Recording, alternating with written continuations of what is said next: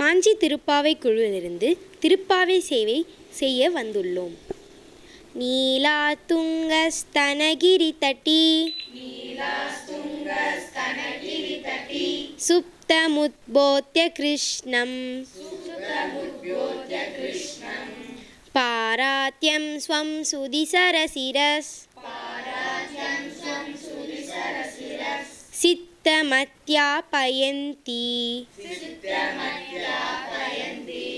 சோதிஷ்டாயாம் ஷஜினிகலிதம்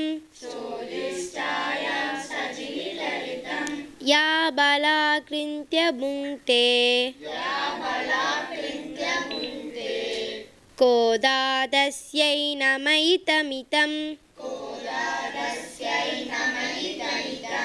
பூயய வாஸ்து பூயஹ. தமிழ் தனியன். அன்னவயல் புதுவை ஆண்டாள் அலங்கற்கு பண்ணு திருப்பாவை பல்பதியம் இன்னிசையால் பாடிக் கொடுத்தால் நற்பாமாலை பூமாலை சூடிக் கொடுத்தாரை சொல்லு சூடிக் கொடுத்த சுடற்கொடியே தொல்பாவை பாடி அருளவல்ல பல்வளையாய் நாடி நீ வேங்கனவர்க்கு என்ன விதி என்னையும் மாற்றம் நாம் கடவா வண்ணமே நல்கு. உந்து மதகளிற்றன் ஓடாத தோல்வலியன் நந்தகோபாலன் மருமகளே நட்பின்னாய் கந்தம் கமழும் குழலி கடைத்திரவாய் வந்தெங்கும் கோழி அணைத்தனகான் மாதவி பந்தல் மேல் பல்கால் குயிலினங்கள் கூவினகான் வந்தார் விரலி உன் மைத்துனன் பேர் பாட செந்தாமரை கையால் சீரார் வளையொலிப்ப வந்து திரவாய் மகிழ்ந்தேலோர் எம்பாவாய். அருமை பெரியோர்களுக்கும் ஆன்மீக சிந்தனை கொண்ட அத்துணை நல்ல உள்ளங்களுக்கும் காலை பொழுதினிலே தர்ஷன் டிவி சார்பாக மனமார்ந்த நன்றி கலந்த காலை வணக்கத்தை தெரிவித்துக் கொள்கின்றேன். அருமை பெரியோர்களே, மார்கழி மாதத்தில் 17 பாசுரங்கள் கடந்து இன்று 18வது பாசுரம்.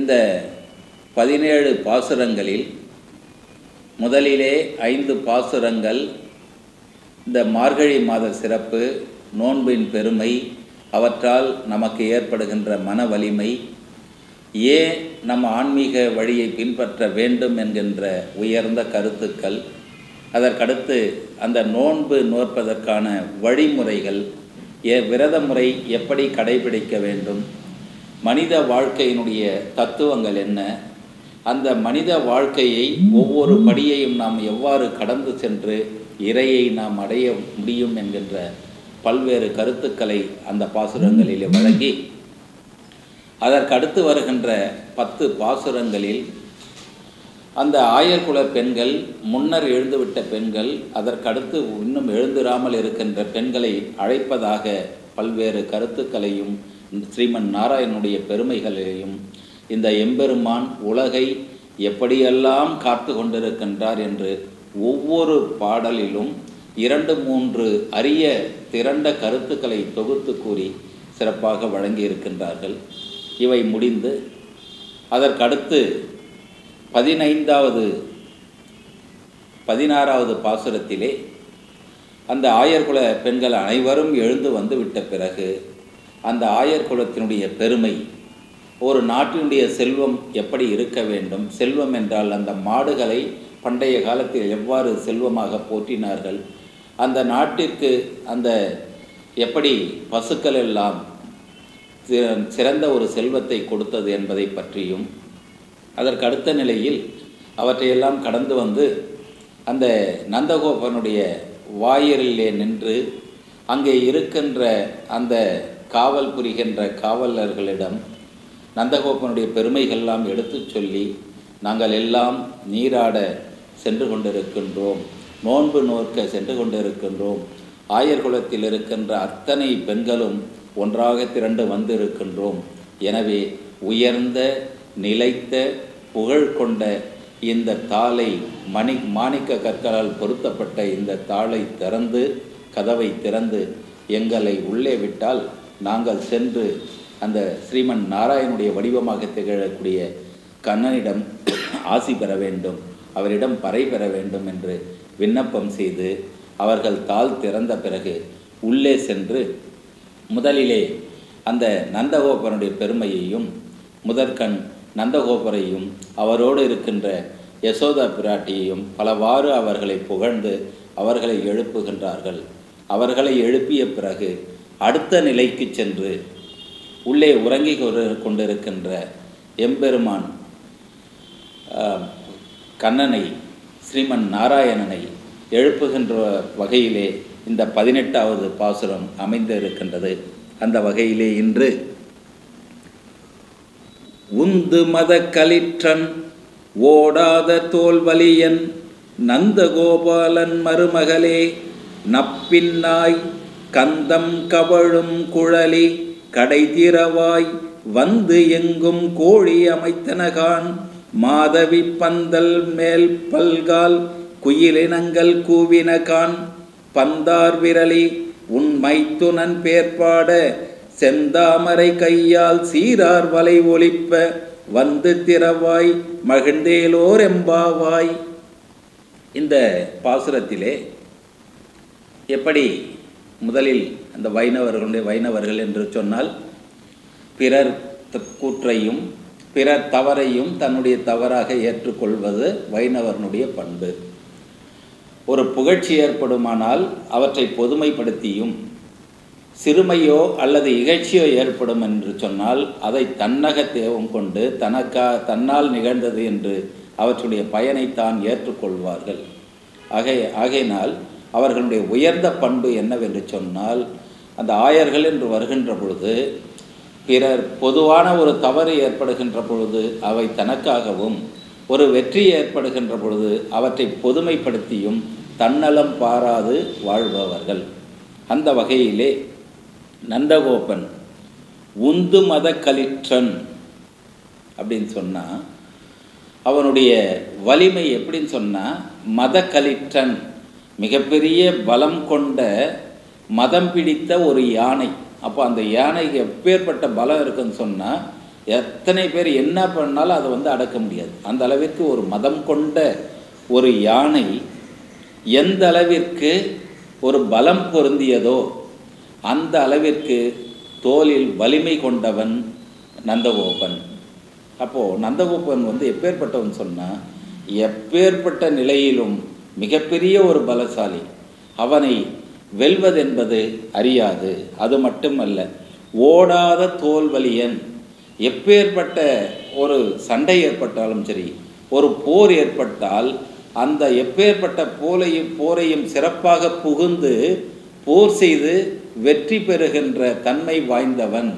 எந்த காலத்திலும் எப்பேற்பட்ட சூழ்நிலையிலும் பின்வாங்காதவன். ஓடாத தோல்வலியன், பின்வாங்காமல் முன் சென்று போர் செய்து வெற்றி பெறுகின்ற மனப்பக்குவமும் வலிமையும் கொண்டவன் நந்தகோபன். அந்த நந்தகோபன் வழித்தோன்றலில், அந்த நந்தகோபன் வீட்டிலே இருக்கின்ற மருமகளே நப்பி நாய். இங்கே ஆண்டார் பிராட்டி சிறப்பான ஒரு கருத்து வச்சுருக்காங்க. என்னன்னு சொன்னால், இப்போ கூட நம்ம பார்த்திங்கன்னா பொதுவான ஒரு விதி என்னன்னு சொன்னால், பெருமாள் கோயிலுக்கு நம்ம எப்போ போனாலும் முதல்ல போய் எம்பிராட்டி அந்த மகாலட்சுமியை பார்த்ததுக்கப்புறம் தான் பெருமான் கிட்ட போகணும். என்னன்னு சொன்னால், நம்ம அதை வீட்டிலேயே எடுத்து பார்க்கலாம். தனக்கு பிள்ளைக்கு ஒன்று தேவை என்று வருகின்ற பொழுது அப்பா கிட்ட போய் கேட்டால் அப்பா என்ன சொல்லுவார்? சரி, நாளைக்கு பார்த்துக்கலாம், இப்போ இல்லைப்பா அப்புறம் பார்த்துக்கலாம், இதே வேலை எப்போ பாரு ஏதாவது கேட்டுகிட்டே இருக்கே, இப்படி ஒரு காரணத்தை சொல்லி அவற்றை தள்ளி வைத்து விடுவார் தந்தை. ஆனால் அந்த குழந்தை தாயிடம் போய் சென்று கேட்கின்ற பொழுது அந்த தாய் பிள்ளை கேட்டவற்றை உடனடியாக செய்து கொடுப்பவள் தாய். அதான் தாய்ப்பாசம் வந்து மிகுதியாக காட்டப்படுவது என்னன்னு சொன்னால், அந்த குழந்தை கேட்ட உடனே அதை செஞ்சிடணும். ஆகையினால அந்த தாயிடம் சென்று கேட்கின்ற பொழுது அவற்றுடைய தேவை உடனடியாக நிறைவேறும். இதே ஒரு கான்செப்ட் தான் இங்கே எத்தாந்து வச்சுருக்காங்க. இதே கருத்து தான் இங்கே நிலைநிறுத்துகிறாங்க. என்னன்னு சொன்னால், பெருமாள் கிட்ட போய் சேர்ந்தால் பெருமாள் கிட்ட வர வாங்கிறது அவ்வளோ ஈஸியான இது இல்லை. நம்ம புராணங்களில் பார்த்தா கூட நிறைய பேர் தவம் செய்த இந்த அரக்கர்களுடைய அசுரர்கள் எல்லாம் நாம் எடுத்து பார்க்கின்ற பொழுது நாராயணனை நோக்கி தவம் செய்தவர்கள் மிகவும் குறைவு. ஏன்னா அவ்வளோ ஈஸியாக அவர் யாருக்கும் வரம் கொடுத்துட மாட்டார். ஆனால் பிரம்மதேவரோ எம்பெருமான் சிவபெருமானோ நோக்கி தவம் செய்கின்ற பொழுது அவர்கள் எளிமையாக பிறருக்கு மயங்கி கேட்பவற்றை உடனடியாக கொடுத்துருவாங்க. மின்பின் பாராமல் கொடுத்து விடுவார்கள். பிறகு அவற்றை சரி செய்ய ஸ்ரீமன் நாராயணன் பல அவதாரங்களை எடுத்து அவற்றை சரி செய்ய வேண்டும். அவற்றால் அந்த வரத்தால் ஏற்படுகின்ற இடையூறுகளை வேறு ஒரு அவதாரம் கொண்டு அவற்றை தடுத்து ஆட்கொள்கின்ற ஒரு வல்லமை வாய்ந்தவராக ஸ்ரீமன் நாராயணன் இருப்பதால் கேட்ட உடனே அவளை ஈஸியாக அவர் கொடுத்துட மாட்டார். ஏன்னா அந்த கொடுக்கறதுனால என்னென்ன விளைவு வரும்ன்றதோ அவருக்கு தெரியும். அதனால் உடனே கொடுக்க மாட்டார். அப்போ எம்பிராட்டி அப்படி இல்லை. குழந்தை பசி என்று வருகின்ற குழந்தைக்கு உடனடியாக உணவு கொடுக்க வேண்டும். தேவை என்று வருகின்ற குழந்தைக்கு உடனடியாக அவற்றுடைய தேவையை பூர்த்தி செய்ய வேண்டும் என்கின்ற நோக்கில் உடனடியாக அந்த தேவையை பூர்த்தி செய்பவர் தாய். அதனால்தான் பெருமாள் கோயிலுக்கு போனால் நமக்கு என்ன தேவையோ அங்கே போயிட்டு, தாயே, மகாலட்சுமி தாயே, எம்பிராட்டி தாயே, உன்னை நாடி வந்ததனுடைய காரணம் இதுக்காக தான் நான் வந்திருக்கிறேன். அங்கே போய் என்னால் அவரால் சொல்ல முடியாது. நான் சொல்கிறது அவர் கேட்பாரா கேட்க மாட்டாரான்னு எனக்கு தெரியாது. அதனால் முதல்லையே உங்கள்கிட்ட சொல்லிடுறேன், இதுக்காக நான் வந்திருக்கேன்னு அந்த அம்மா கிட்ட ஒரு விண்ணப்பம் கொடுத்துட்டு அப்புறம் நம்ம போய் பெருமாள் போய் பார்க்க சொல்ல இங்கேருந்து நம்ம என்ன கேட்டோமோ அது அவருக்கு போயிடும். இந்த மாதிரி என் பிள்ளை குழந்தை வந்திருக்கான், இந்த விஷயமாக வந்திருக்கிறான். அந்த அம்மா சொன்னோடனே அவரால் தட்ட முடியாது, வேறு வழி இல்லை. ஏன்னு சொன்னால் இப்போ வீட்டில் கூட இப்போ 90% இப்போ இல்லை, அப்போத்துலேருந்தே அதுதான் இருக்குது. அவங்க சொல்கிறத யாரும் மறுத்து பேச முடியாது. அப்போ அங்கே போன உடனே நம்முடைய தேவைகள் நிறைவடையும். ஆகையினால்தான் எப்போவுமே பெருமாள் கோயில் போனால் ஆண்டாள் எம்பிராட்டி பார்த்துட்டு அப்புறம்தான் போய் ஸ்ரீமன் நாராயணனை பார்க்க வேண்டும். அந்த வகையிலே இந்த பாசுரம் அமைந்திருக்கின்றது. ஏன்னா இப்போ கண்ணன் எழுப்புனா நேராக போய் கண்ணன் எழுப்புனா எழுப்ப முடியாது. அதனால் என்ன பண்ணுறாங்க, கண்ணனோடு இருக்கின்ற அந்த எம்பிராட்டியை அந்த நந்தகோபனுடைய மருமகள் நப்பின்னையிடம் சென்று அவர்கள் முறையிடுவதற்கான காரணம். இதில் இன்னொரு கருத்து என்னன்னு சொன்னால், இந்த திருப்பாவையினுடைய இதை அப்படியே பின்பற்றவர் யாருன்னு சொன்னால் ராமானுஜர். அந்த ராமானுஜர் என்ன சொல்லுவாங்கன்னு சொன்னால், அழகாக அவர் இது பண்ணி சொல்ல அந்த நப்பின்னையை பற்றி சொல்ல அந்த இவரை ஜீயர், திருப்பாவை ஜீயர் என்று இவரை சொல்லுவாங்க. யாரை? ராமானுஜரை. அவர் என்னன்னு சொன்னால், அவருக்கு இந்த திருப்பாவை பாடுவதில் அவ்வளோ பெரிய ஒரு சந்தோஷம் இருக்குது. பக்தி மார்க்கமாக அவர் இருக்கின்ற பொழுது நிறைய என்னன்னு சொன்னால் திருப்பாவை பாடி பாடி கலிற்று பெற்றவர். அதுலேயும் அவர் இந்த 18வது உந்தமது கலிற்றான் இந்த பாட்டு அவர் பாட சொல்ல பார்த்தீங்கன்னு சொன்னால் அவர் தன்னையே மறந்துடுவார். அதுக்கு ஒரு உதாரணம் சொல்லணும்னு சொன்னால், அவர் ஒரு முறை இந்த இதை பண்ணி பாடிட்டு போக சொல்ல பெரிய நம்பியினுடைய மாளிகைக்கு போகிறார். அப்போ சொல்ல இந்த ஒந்து மத கலிற்றான் இந்த பாட்டை பாடிக்கின்னு போயிட்டு அந்த வாசலில் நிற்கிறார்.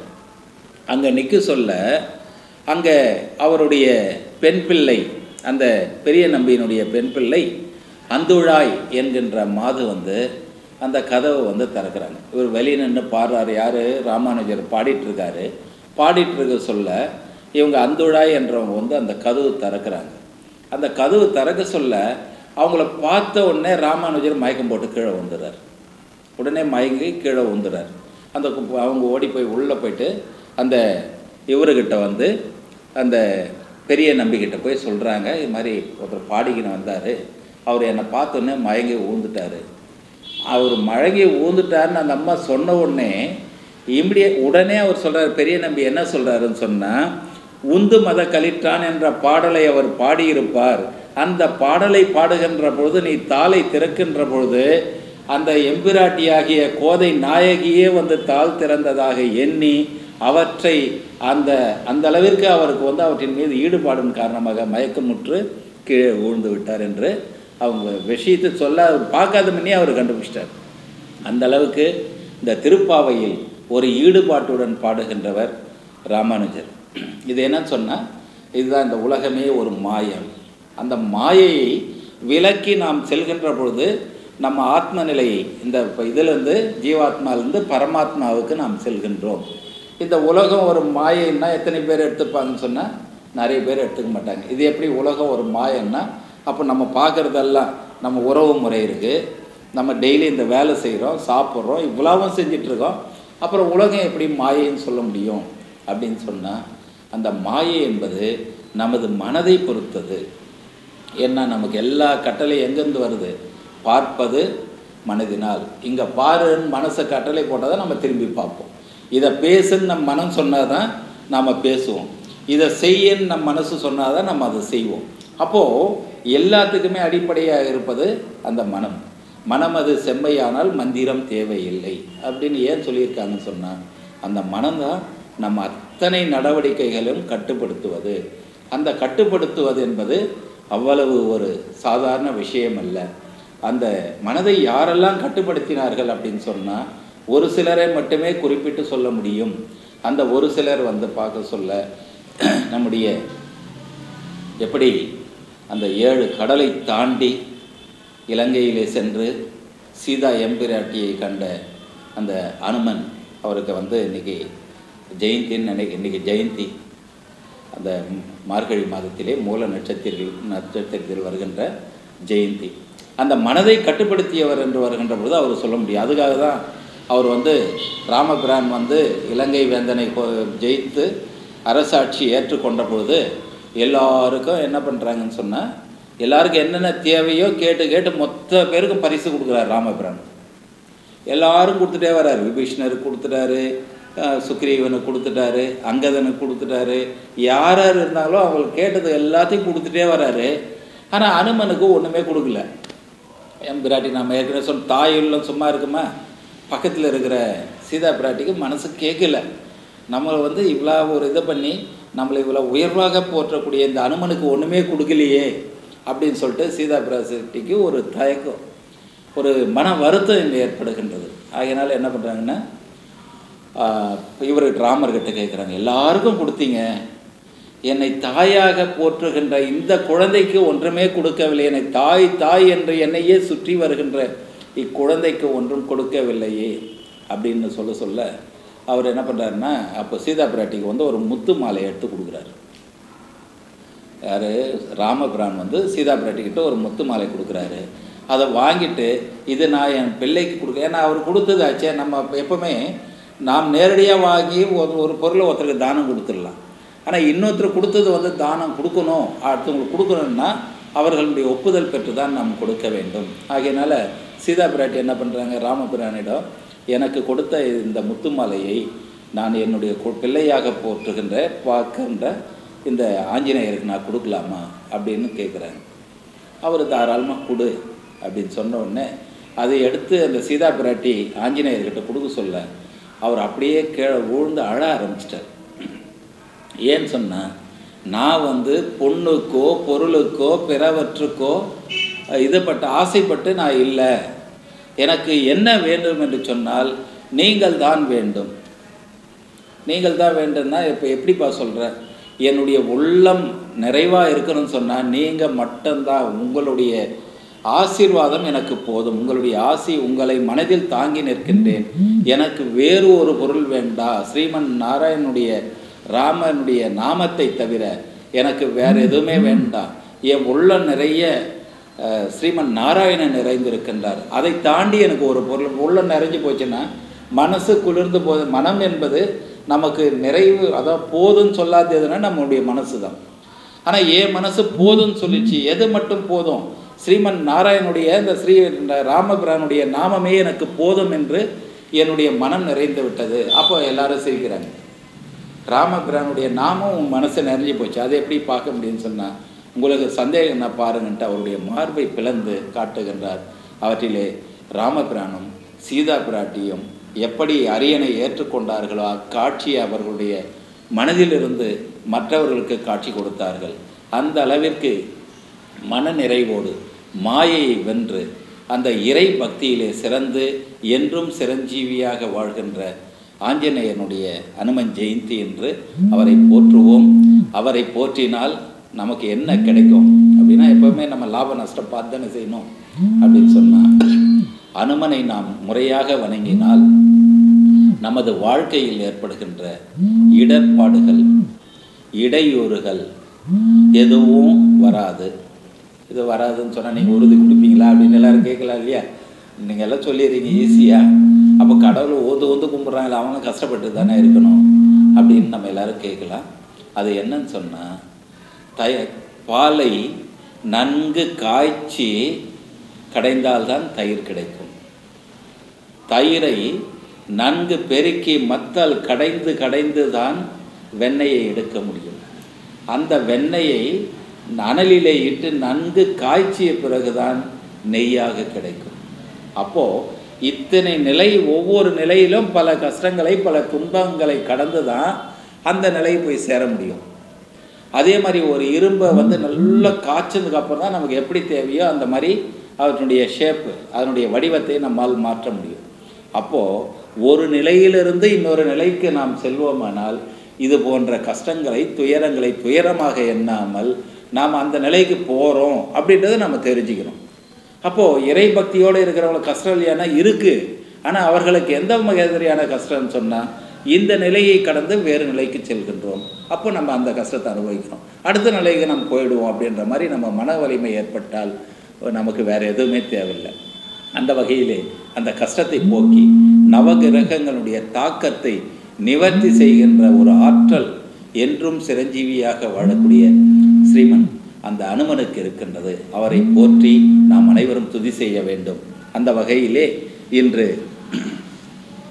இந்த உந்து மத கலிற்றன், அடக்க முடியாத தோல் வலிமை கொண்ட நந்தகோபன் சண்டை என்று வருகின்ற பொழுது, போர் என்று வருகின்ற பொழுது அவற்றை போரிலே செருக்கோடு போரிட்டு பின்வாங்காத வலிமையுடைய ஒரு பலசாலியாக விளக்கக்கூடிய ஒரு திறமை வாய்ந்த அரசன். அவனுடைய புகழ் விண்ணுலகம் வரை ஓங்கி நிற்கின்றது. அந்த நந்தகோபனுடைய மருமகளே நப்பினாய். அந்த நப்பினாய் என்று வருகின்ற பொழுது நந்தகோபனுடைய மருமகள். நந்தகோபனுடைய மருமகள் என்று சொன்னால் கண்ணனுடைய மனைவி. இதில் அந்த ஆயர் குலத்தில் கண்ணன் அந்த நப்பின்னையை மணந்து கொண்டதாக வரலாறு. அந்த வீர நிறைந்த நந்தகோபனுடைய மருமகளே, கந்தங்கமிழ் குழல். உன்னுடைய குழல் எப்படி இருக்குன்னு சொன்னால், நீங்கள் வருகின்ற பொழுதே அந்த குழலிலிருந்து நறுமணம் வீசி கொண்டே இருக்கும். இதை வச்சு தான் அப்போ கூட பார்த்திங்கன்னா திருவிளையாடலில் பார்த்திங்கன்னா, கொங்குதேயர் வாழ்க்கை அஞ்சிரை தும்பி காமம் செப்பாது கழிலறை செய்யுமோ என்ற பாடல் எப்படி வந்ததுன்னு சொன்னால், அந்த பெண்களுடைய கூந்தலிலே வருகின்ற அந்த மனம். இது போன்ற நப்பினை அவர்கள் நடந்து வருகின்ற பொழுது அந்த கூந்தல் மனம் நிறைந்த, மனதை கவர்கின்ற மனம் நிறைந்த ஒரு கூந்தலாக அக்கூந்தல் இருக்கின்றது. அதற்கடுத்து மென்மையான மலர்கள் போன்ற வல்லமை கொண்ட நற்பினாய் எம்பிராட்டி.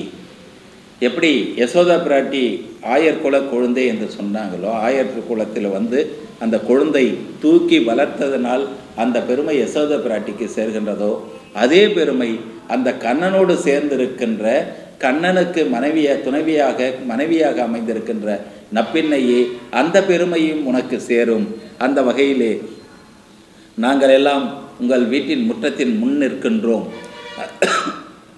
நாங்கள் இங்கே காத்து கொண்டிருக்கின்றோம். வந்தெங்கும் கோழி அழைத்தன. காலை விடியற் காலை வந்துவிட்டது. கோழி என்னன்னு சொன்ன, கோழி கூவுவது எதற்காக? விடியற் காலை வந்துவிட்டது, காலை பொழுதை உணர்த்துவதற்காக கோழிகள் எல்லாம் கூவி கொண்டிருக்கின்றன. அது மட்டும் இல்லை, மாதவி பந்தல் மேல் பல்கால் குயிலினங்கள். அந்த மாதவி பந்தல் மேல் குயிலினங்கள் எல்லாம் கூவி கூவி அழைத்து கொண்டிருக்கின்றன. எதற்காக அழைக்கின்றது என்று சொன்னால், கதிரவன் உதிக்கின்றான், கீழ்வானம் வெண்ணிறம் பெற்றது, வெள்ளி உதயமாகின்றது, வேழன் மறைந்து விட்டது, சூரிய உதயம் ஆரம்பிக்க இருக்கின்றது. அந்த சூரிய உதயத்தை கோழிகள் எல்லாம் கூவி நமக்கு உணர்த்துகின்றது. குயில்கள் எல்லாம் கூவி கூவி அந்த கதிரவனை வரவேற்கின்றார்கள். காலை பொழுது மெல்ல மெல்ல வந்து கொண்டிருக்கின்றது. எனவே பந்தார் விரலி அந்த இவர்கள் இந்த எம்பிராட்டி அவர்கள் எப்பொழுதும் பந்தை கையில் ஏந்திருப்பவள். ஏன்னு சொன்னால் அந்த காலத்தில் ஏதாவது ஒன்று அந்த பெண்டிர்கள்லாம் ஏதாவது ஒன்று விளையாடிட்டே இருப்பாங்க. அந்த பந்தை உருட்டி விளையாடுகின்ற பழக்கத்தை உடைய பந்தார் குழலி, பந்தை கையில் ஏந்திய அழகிய விரல்களை உடைய எம்பிராட்டியே நப்பினாய். உன் மைத்துனர் புயற்பாட. நாங்கள் எல்லாம் அவரை பற்றி பாடினோம். இப்போ முறையை வச்சு சொல்கிறாங்க. மைத்துனர் அப்படின்னா யாரை சொல்லுவோம்? மாமனுடைய மகன். மாமனுடைய மகன் யார்? இந்த நப்பின்னையினுடைய கணவராக திகழக்கூடிய உன்னுடைய மைத்துனர். அவனுடைய புகழை நாங்கள் எல்லாம் பாடுவதற்காக காத்து கொண்டிருக்கின்றோம். நாங்கள் இங்கே இருந்து அவருடைய புகழை பல வகையில் பாட வேண்டும். அவரை நாங்கள் காண வேண்டும். எனவே உன்னுடைய செந்தாமரை கையால் செக்க சிவந்த அழகிய கைகளையுடைய நப்பினாய். உன்னுடைய கரங்கள் எப்படி இருக்குன்னா செம்மலரை போன்று அழகிய செம்மை நிறம் கொண்ட அந்த கைகளையும் அந்த பந்தை பிடித்து கொண்டிருக்கின்ற விரல்களையும் சிறப்பாக அமைந்திருக்கின்ற உடல் வலிமையை, உடல் வாகை பல வகையில் உணர்த்தி வலையில் வந்து திறவாய். அந்த செம்மை நிறம் கொண்ட செந்தாமரை போன்ற கைகளில் நிறைய என்ன இருக்குன்னு சொன்னால் வளையல்கள் இருக்கின்றன. அந்த வளையல்கள் ஓசை கேட்க கேட்க நீ நடந்து வந்து இந்த தாளை திறக்க வேண்டும். இந்த தாள் திறந்தால் நாங்கள் கண்ணனிடம் ஆசி பெற வேண்டும் என்று விண்ணப்பம் செய்வதாக இப்பாசுரம் அமைந்திருக்கின்றது என்று கூறி வாய்ப்புக்கு நன்றி கூறி விடைபெறுகின்றேன். நன்றி, வணக்கம்.